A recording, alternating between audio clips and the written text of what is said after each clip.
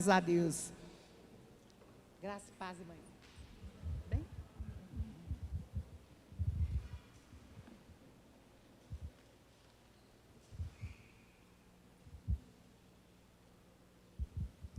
Graça e paz, amém? Glória a Deus. Culto ministrado pelo Ministério da Intercessão, maravilhoso, né? Se você ainda não teve a oportunidade de participar, pelo menos um dia desse ministério, seria bom que se você viesse. Ele acontece nas sextas-feiras, às 19 horas aqui na igreja, 1 horinha só de oração, e é tão maravilhoso. É um momento ali em que eles intercedem por nós, por todos nós. Eles clamam por todos os ministérios, pela nossa igreja, pelas nossas famílias. Nós estamos sendo guardados em oração por esta equipe. Eu louvo a Deus pela vida de vocês, que o Senhor, em nome de Jesus Cristo, continue os usando, abençoando, em nome de Jesus. E muitos testemunhos nós já ouvimos, eu já ouvi, já tive através do Ministério da Intercessão. Amém? Agradeço também aos irmãos pelo convite. Nesse momento, o tema é restauração, e eu estou pedindo a Deus para restaurar a firmeza nas minhas pernas, para elas pararem de tremer. Mas amém, né? A Altelina me deu 2 textos. E nós vamos ler aqui os 2, e depois nós vamos conversar sobre eles. Um está em Isaías, capítulo 58, o versículo é o 12.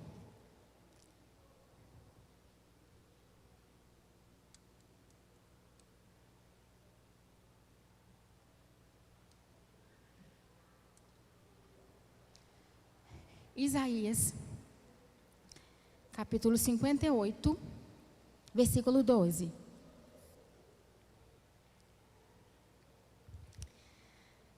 Diz assim: e os que de ti procederem, edificarão os lugares antigamente assolados, e levantarás os fundamentos de geração em geração, e chamar-te-ão reparador das rupturas e restaurador das veredas para morar.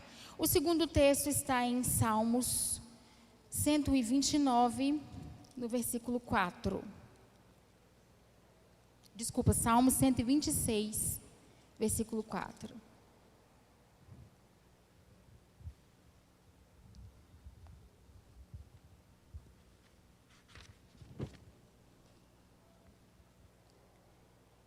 Que diz assim: faze-nos regressar outra vez do cativeiro, Senhor, como as correntes do sul. Curva a sua cabeça, feche os seus olhos. Eu não tenho nada para te oferecer, mas o Senhor, Ele tem, e eu me entreguei a Ele para subir aqui. Assim como tantas pessoas na Bíblia, Moisés até tinha medo, tantas pessoas tinham medo, eu também. Eu sou uma pessoa tímida, insegura. Por mim, eu ficaria sempre sentada num canto. Mas o bom é isso, é que eu sei que tudo que eu ministrar aqui não vem de mim mesma, não foi capacidade minha, mas do Senhor. Então que Ele fale conosco, que Ele ministre aos nossos corações qual é a vontade dEle, que é boa, que é perfeita e que é agradável. Que Ele sacie a nossa vida nessa noite, em nome de Jesus. Pai, nós pedimos que o Senhor fale conosco, Deus. Dá-nos a revelação da Tua palavra. Ó Deus, que é tão maravilhosa, e o Senhor a deixou para nós. O Senhor teve esse cuidado de inspirar homens e mulheres que escrevessem. Ó Deus, que deixassem registrada, Senhor, a palavra do Senhor, para que ela nos alimentasse, para que nós tivéssemos onde buscar auxílio quando necessitássemos. E aqui nós encontramos todos os ensinamentos necessários para vivermos.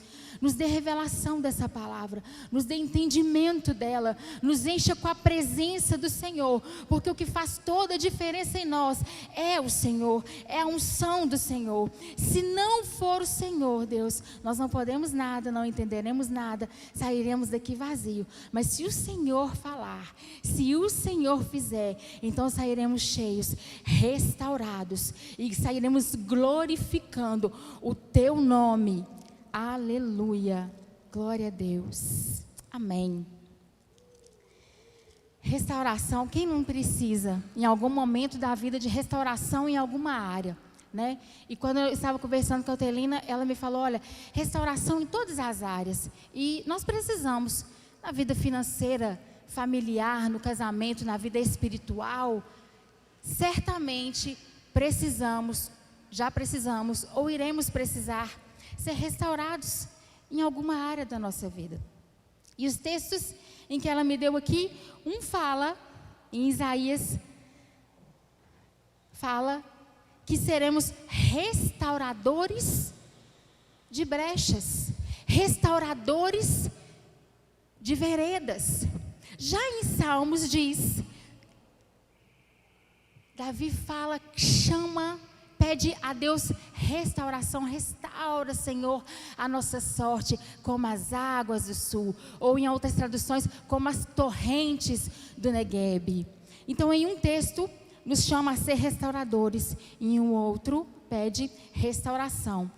Eu quero, para contextualizar aquilo que o Senhor falou comigo, ler desde o início do capítulo de Isaías 58. Então eu vou, se você quiser deixar aberta aí a sua Bíblia, em Isaías 58, nós vamos comentar versículo a versículo.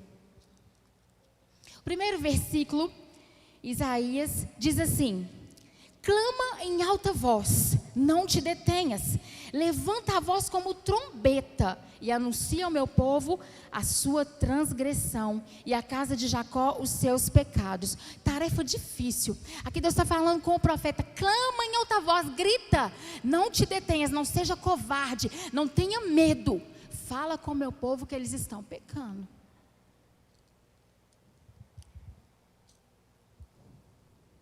Anuncia ao meu povo a sua transgressão. É uma tarefa difícil. Por que é difícil? Porque ninguém quer ouvir que está em pecado. Quem quer ouvir que está em pecado? Quem quer ser corrigido? Ninguém quer. Então é difícil, uma tarefa difícil que foi dada aqui para Isaías. Mas a ordem do Senhor para ele era: fala em alta voz, não se acovarde. Fala com o meu povo que eles estão pecando. Esse é um chamado para nós, que somos profetas do Senhor. Fala ao meu povo qual é o pecado deles. E se nós amamos as pessoas, nós vamos falar onde elas estão errando, não é verdade? Vamos falar. Porque se nós não falarmos, elas vão continuar errando. E o que vai acontecer? Que essas pessoas vão sofrer. Elas vão sofrer. Então, se nós amamos as pessoas, nós vamos falar em amor que elas estão errando. Versículo 2, diz assim: todavia me procuram cada dia, tomam prazer em saber os meus caminhos, como um povo que pratica justiça e não deixa o direito de seu Deus. Perguntam-me pelos direitos da justiça, têm prazer em se achegar a mim. Deus está falando para Isaías aqui, ó, eu estou mandando você ir falar com pessoas que elas estão em pecado, mas essas pessoas, elas todos os dias me procuram, elas têm prazer em estar em minha presença. Essas pessoas falam comigo, elas têm prazer em vir à igreja, elas têm prazer em ler a Bíblia, elas têm prazer em orar. É com essas pessoas que você vai falar, mais difícil ainda. Por quê? A partir do momento que a gente acha que está fazendo tudo que tem que fazer, está indo na igreja, está falando com Deus, está orando, está fazendo as coisas, a gente acha que está tudo certo. É ou não é verdade? Então é mais difícil. Mas Deus fala com ele assim, ó, eles me procuram. Eles têm prazer em estar diante de mim. Deus está falando então com um povo aqui que era religioso. E nós precisamos ter cuidado para não sermos religiosos. Com o passar do tempo é muito comum a gente ficar religioso. No versículo 3 diz assim: por que jejuamos nós e tu não atentas para isso? Porque afligimos a nossa alma e tu não sabes? Eis que o dia em que jejuais, achais o vosso próprio contentamento e requereis o vosso trabalho. Eles começaram a murmurar: Senhor, nós estamos aqui jejuando, humilhando, quebrando a nossa carne, e o Senhor não está nos escutando. Por quê? Por que o Senhor não está nos ouvindo? O Senhor então responde para eles: porque vocês estão procurando para vocês mesmos, e só para vocês mesmos. Aí no versículo 4 fala assim: eis que para contendas e debates jejuais, e para dar punhadas impiamente. Não jejueis como hoje para ouvir a voz no alto. Seria este o jejum que eu escolheria? Que um homem um dia aflige a sua alma, que incline a sua cabeça como um junco, estenda debaixo de si pano de saco grosseiro e cinza? Chamarias tu isso jejum e dia aprazível ao Senhor?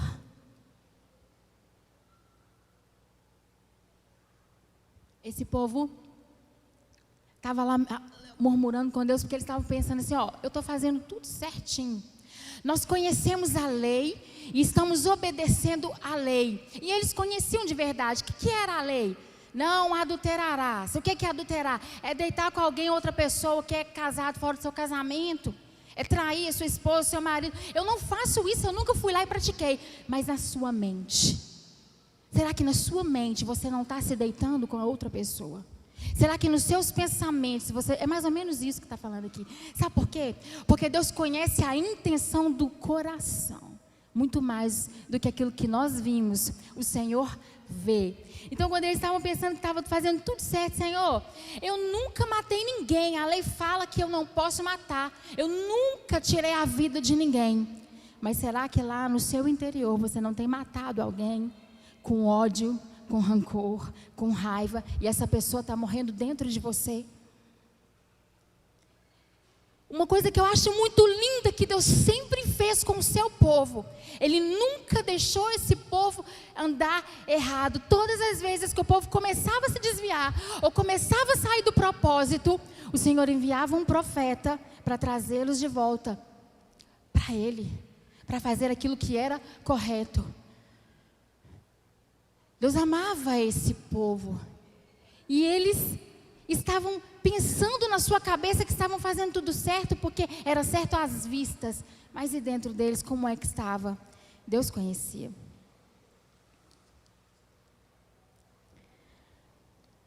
Nós estamos muito envolvidos com práticas religiosas. E o Senhor quer muito mais do que práticas religiosas. Ele está muito mais preocupado conosco do que com aquilo que nós achamos que temos para oferecer a Ele.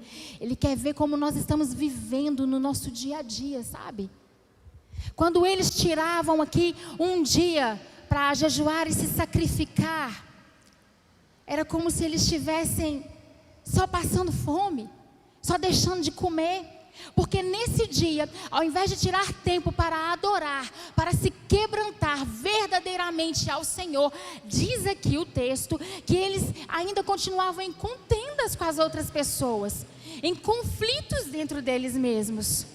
E hoje o Senhor nos convida a não sermos assim, pessoas religiosas. Pessoas que vêm à igreja por vir, que dobram os joelhos para orar, só para cumprir um rito religioso, mas que se quebrantem de verdade ao Senhor.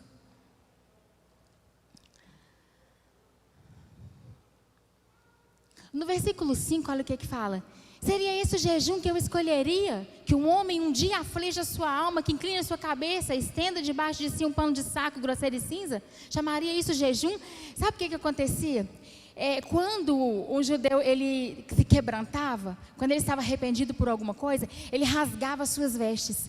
Quem estava vendo, falava, não, ele está contrito, ele está arrependido ali por algum erro. Porque ele rasgava as suas vestes diante de todo mundo.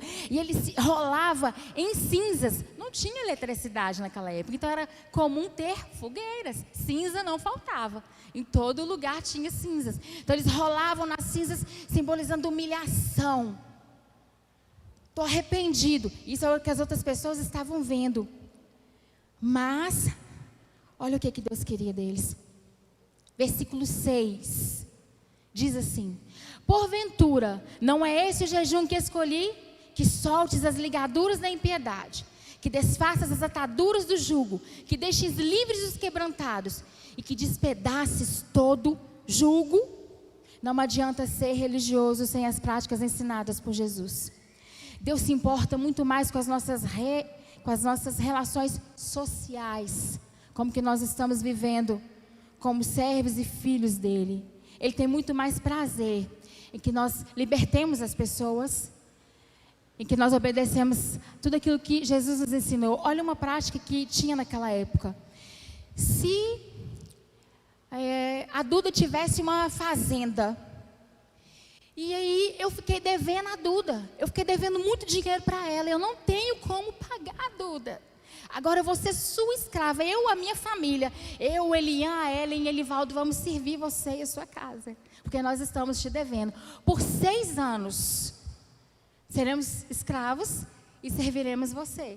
Mas quando acabar esses 6 anos, Duda, no 7º, você vai ter que nos libertar.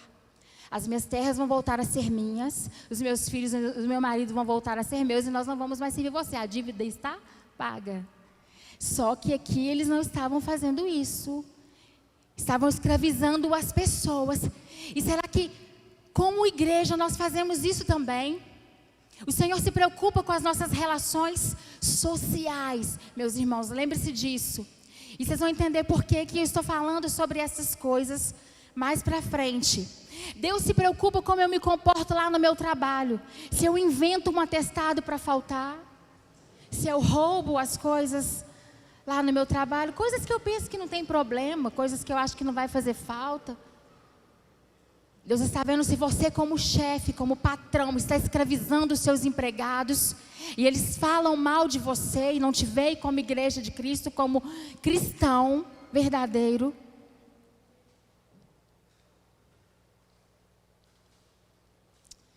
No versículo 7 diz: porventura não é também que repartas o teu pão com o faminto e recolhas em casa os pobres desterrados, e vendo nu cubras, e não te escondas daquele que é da sua carne? Se eu hoje abro na minha casa a minha geladeira, está tudo ok, tem tudo aqui que os meus meninos precisam, eu abro a minha despensa, tudo bem por aqui, não está faltando nada. E eu preocupo só com isso, mas eu não preocupo com o meu irmão, que está desempregado, que está faltando lá para ele. Então também não adianta eu me sacrificar ao Senhor, com jejuns e horas de oração, pôr meu joelho no milho, subir escada de joelho, não vai resolver nada. Se no dia em que eu tiro para dedicar ao Senhor o meu tempo com Deus, eu estou lá na minha casa, oprimindo a minha família, Deus também não está recebendo isso. Não está recebendo a minha oferta a Ele, o meu sacrifício a Ele. Nossas ações não impressionam a Deus. Deus se porta com quem nós somos de verdade. Eu vim no culto todo dia, tá aqui toda sexta-feira liderando juniores, passar horas aqui na igreja, não vai impressionar Deus. Se dentro de mim eu não me importo com o próximo, se dentro de mim eu, no meu dia a dia, não demonstro, não mostro Cristo para as pessoas que não o conhecem, então eu não estou impressionando Deus em nada. O Senhor quer que nós sejamos justos nas relações trabalhistas, sociais, e que sejamos misericordiosos. No versículo 8 diz assim: então romperá a sua luz como a alva, a tua cura apressadamente brotará, a sua justiça irá diante da sua face, e a glória do Senhor será a sua retaguarda. Eu achei lindo esse versículo. Você já acordou de madrugada, quando está tudo escuro e você vê o dia clareando? Quem é que levanta muito cedo para trabalhar? Raíssa. Quando você acorda e está tudo escuro, já graças a Deus eu já acordo um pouco mais tarde, mas eu também já 4 horas da manhã, quando eu levantava, tudo escuro, e quando o dia começava a clarear, que delícia que é, né? Romperá a sua luz como a alva. Se você fizer todas essas coisas, é isso que esse versículo está fazendo.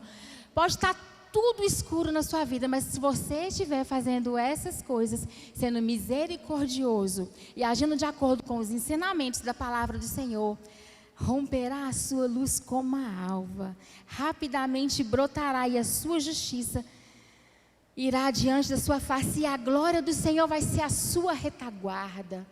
Maravilhoso esse versículo.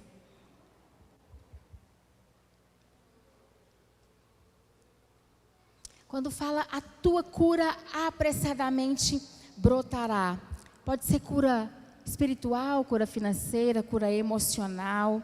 Quando nós praticamos a obediência ao Senhor, automaticamente aqui diz, seremos curados.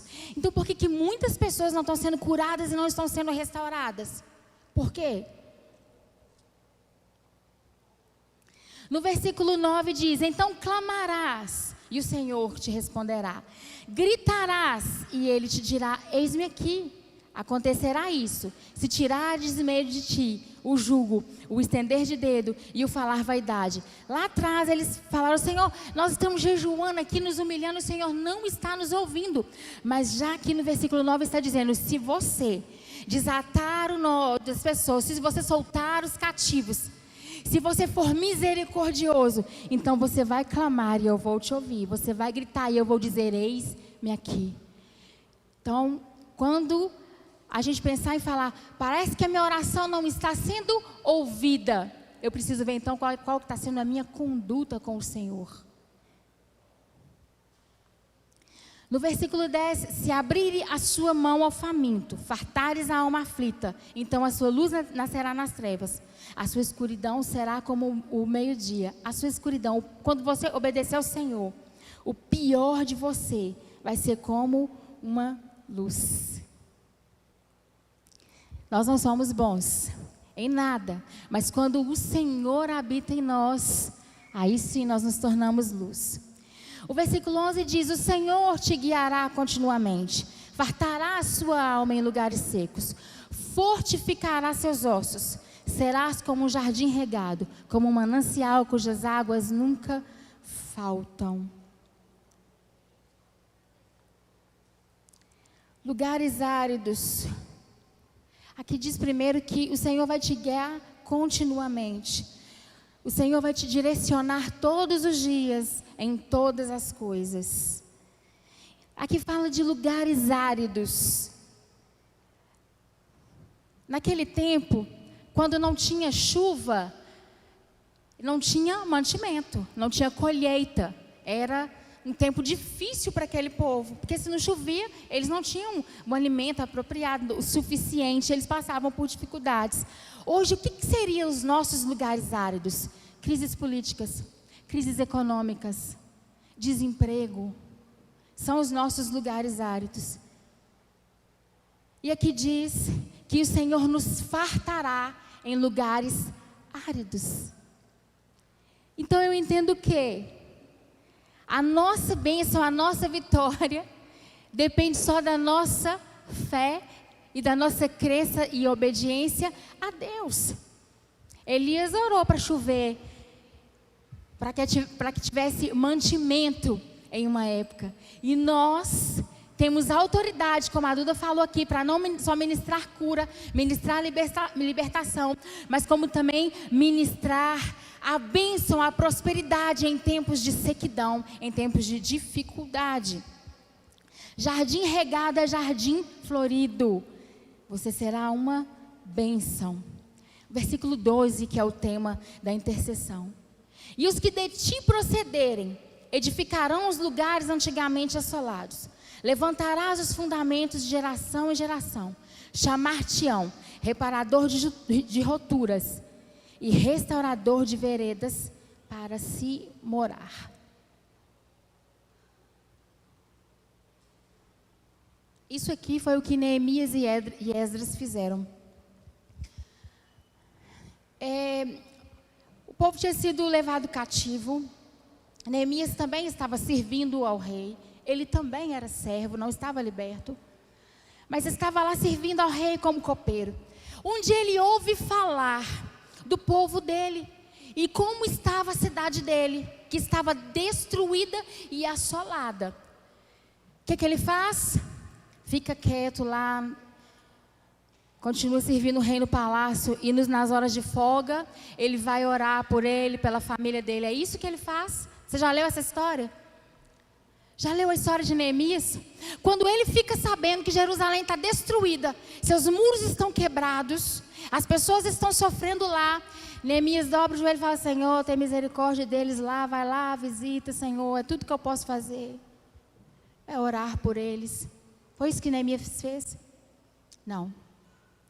Ele foi um restaurador. Ele se entristeceu muito, ao ponto do rei perceber que ele estava angustiado e perguntar para ele: o que está acontecendo com você? Ele falou: rei, eu fiquei sabendo que o meu povo não está bem. e eu preciso fazer alguma coisa, só me permite ir lá. O rei então libera ele, sabe o que ele faz? Junta as trouxinhas dele, vai para Jerusalém, para fazer o quê? Reconstruir os muros da cidade e restabelecer a ordem ali. Os muros simbolizavam naquela época a segurança da cidade. Se o muro estava quebrado, a cidade estava exposta aos inimigos. E sabe o que Isaías 58:12 está nos chamando para ser? Reparador de rupturas e restaurador de veredas para se morar. Hoje, as pessoas nesse tempo preparavam templos lindos, maravilhosos. Tinha a Arca da Aliança, que era onde habitava a presença de Deus. E onde é que Deus habita hoje? É na arca. É em mim e em você. Nós somos o templo. E está cheio de templo aí quebrado, destruído, esmiuçado. E quem vai reparar estes templos? Quem é o restaurador de brechas? É a igreja do Senhor. E o inimigo sabe disso. Sabe por que você é tão afrontado? E a sua família, as suas coisas, o que você faz? Às vezes tem tantos impedimentos de você ficar firme. Às vezes tem tantas coisas, às vezes é tão difícil você ser fiel. É por isso, porque você, igreja de Cristo, é o restaurador de brechas. Eu estava comentando lá em casa que eu fico abismada, principalmente agora, depois da pandemia, de cada 10 pacientes que eu pergunto assim, quando a gente vai atender, que a gente fala assim, você está tomando algum antibiótico? Ele fala assim para a gente, antibiótico eu não estou tomando não, mas eu estou tomando um antidepressivo, eu estou tomando um para ansiedade, eu estou tomando um outro para dormir. Em cada 10, pelo menos 9 responde isso. Está cheio de templos do Senhor destruídos. E nós, como igreja de Cristo, como reparadores, restauradores, parados, servindo no templo, cuidando só de nós mesmos. E às vezes nem de nós mesmos. Ouvindo toda e qualquer mentira de Satanás para nossas vidas. Eu recebo isso. Eu sou uma dessas pessoas que precisa dessa restauração também. Nós precisamos nos despertar assim como Neemias. Enxergar a nossa volta, ao nosso redor. Olhar para as pessoas e ver o que está acontecendo, irmãos.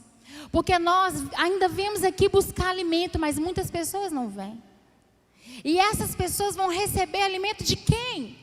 Da igreja de Cristo. Você é o restaurador. Você.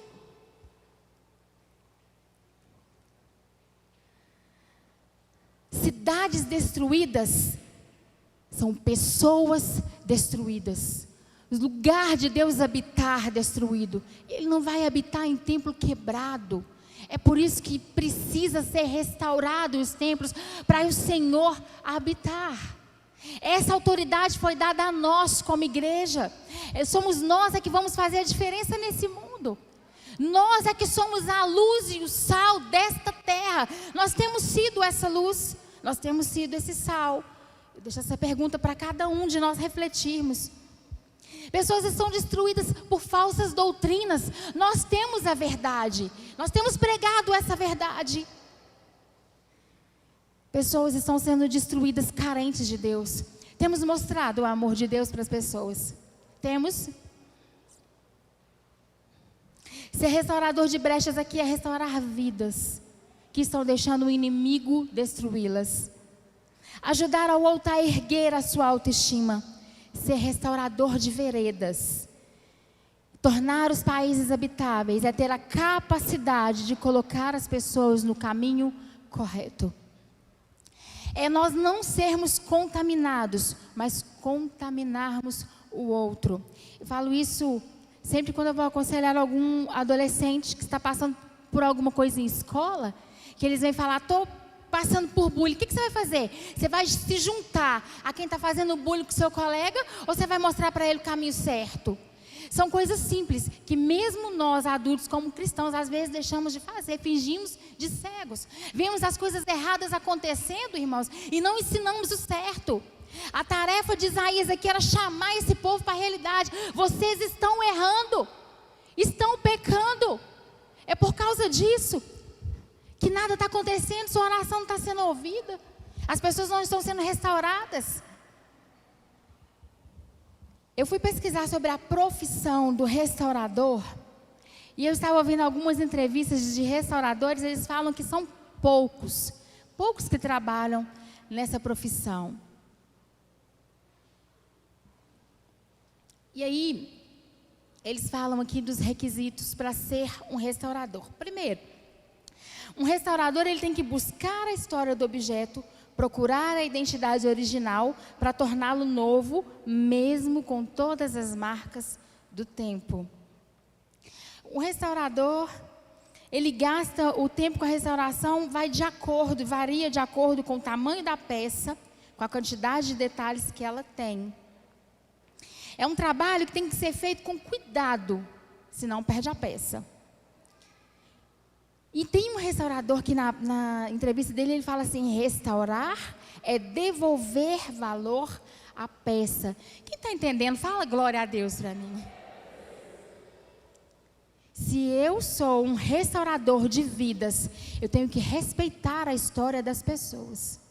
Eu não posso chegar gritando: Michele, eu quero que você mude a sua vida, você não pode ser mais a Michele. Se agora vai ser assim do jeito que eu estou falando, você tem que ser. Eu tenho que respeitar a história dela. Tenho que saber, procurar qual é a identidade original dela.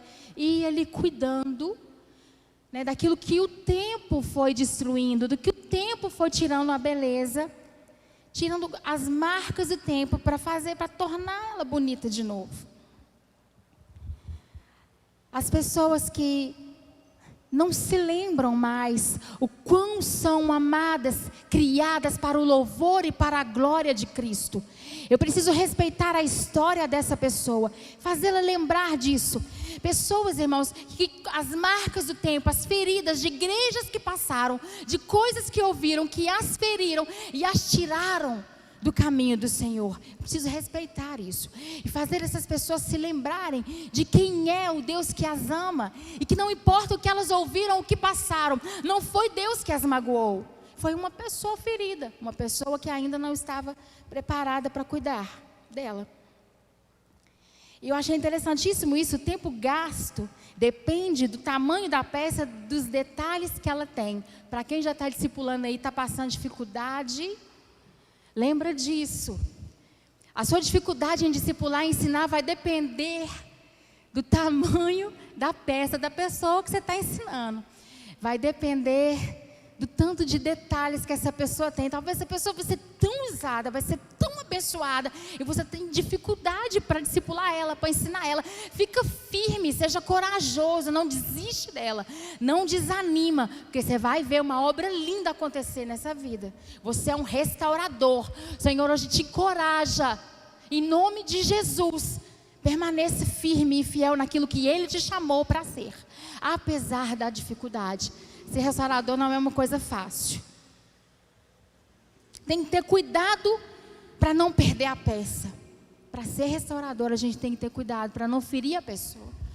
Cuidar dela, senão você perde a peça, destrói ela, não vai conseguir recuperar mais. Nós precisamos nos lembrar que somos igreja sim, mas nós não somos perfeitos, não somos melhores. O que nós temos é Jesus, que fez uma obra em nós, e através de nós vai fazer na vida dessa pessoa também. Teve um que falou assim: o restaurador pega uma peça que poderia ser lixo e a torna em uma coisa linda. E aí eu estava vendo que eles pegam relógios antigos, coisas antigas de madeira, que poderiam ser jogadas fora. A gente olha e fala: não tem conserto para isso. Tem pessoas que a gente fala isso, não fala? Não tem conserto para esse cidadão. Não tem conserto. Olha, está todo quebrado, não tem jeito, não tem como eu fazer nada aqui. O restaurador pega essa peça, essa pessoa, e transforma ela em uma obra linda. E muitas vezes ela pode valer mais ainda do que valia antes de ser restaurada. Amém? Essa pessoa que a gente acha que não tem mais jeito, essa pessoa que já está tirando as nossas esperanças, se a gente cuidar com o amor do Senhor, o valor dela vai ser devolvido e ela vai valer muito, muito mais do que nós podemos imaginar, porque uma alma para o Senhor, uma alma, quanto vale uma alma? Tem um texto em Ageu, no capítulo 1, coloca aí por favor, Ageu, capítulo 1.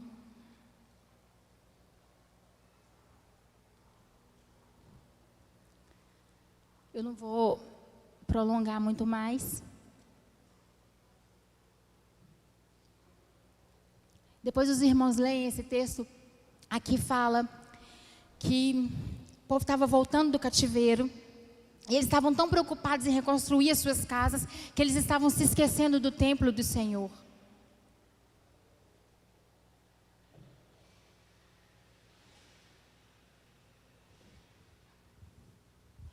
Não entendi, Ina, pode vir cá falar comigo. Amém.